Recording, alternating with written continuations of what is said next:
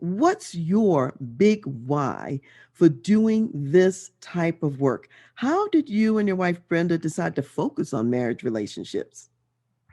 Well, that sounds really funny, but I never intended to get into a marriage stuff. I don't know what I was going to do, but I was single. I was working with a group of pastors in a particular denomination, and a lot of these pastors were married, but they weren't living the way they should live, and they weren't really being faithful to their wives. And so people started asking me what I thought about marriage because I was teaching for the state, and so I would, when I would go to seminar, I would just share biblical principles of marriage as a single.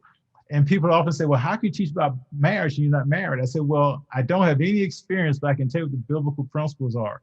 And the government has also shown in their research that couples that have some kind of religious affiliation and participation have better and longer lasting marriages. So that's kind of how I got into it. Then Brenda and I got married. She got drafted into it.